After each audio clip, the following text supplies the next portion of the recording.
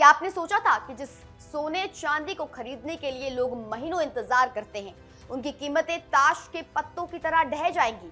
Budget के बाद Boolean market में ऐसा हाहाकार मचा है कि निवेशकों की सांसें अटक गई हैं। कल तक आसमान छू रही चांदी आज जमीन पर आ गिरी है और सोने की चमक भी फीकी पड़ गई है। सोमवार को जैसे ही बाजार खुला, एमसीएक्स पर बिकवाली का ऐसा तूफान आया कि चांदी एक ही झटके में 16,000 रुपए सस्ती हो गई और सोना भी 4,000 रुपए से ज्यादा फिसल गया। बाजार की इस महा गिरावट की कहानी चांदी से शुरू होती है।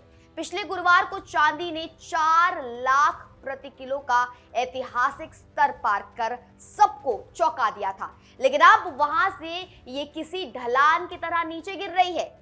सोमवार को चांदी का भाव 2,65,652 रुपए से गिरकर 2,49,713 रुपए प्रति किलो पर आ गया। अगर हम इसके ऑल टाइम हाई 4,20,048 रुपए से तुलना करें तो चांदी अब तक लगभग 1,70,335 रुपए यानी कि 42% तक क्रैश हो चुकी है। ये उन निवेशकों के लिए एक बड़ा सबक है जो केवल तेजी को देखकर बाजार में कूदे थे।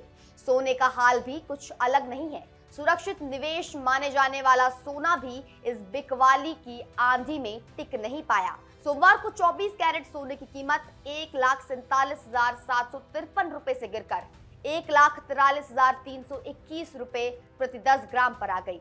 अपने उच्चतम स्तर 1,93,096 रुपए से सोना अब तक करीब 49,775 रुपए सस्ता हो चुका है। जनवरी के महीने में जहां सोने ने 20% की और चांदी ने 30% का जबरदस्त रिटर्न दिया था, अब वो सारा मुनाफा बाजार से गायब होता दिख रहा है। इस भारी गिरावट के पीछे 3 मुख्य कारण माने जा रहे हैं। पहला है बजट प्रभाव। सरकार की कुछ घोषणाओं ने निवेशकों के सेंटिमेंट को बदला है। दूसरा है ग्लोबल प्रॉफिट टेकिंग, यानी दुनिया भर के बड़े निवेशकों ने ऊंचे दामों पर अपना माल बेचकर मुनाफा कमाना शुरू कर दिया है। और तीसरा कारण है डॉलर का मजबूत होना, जिससे अंतर्राष्ट्रीय बाजार में कीमती धातुओं पर दबाव बढ़ गया है।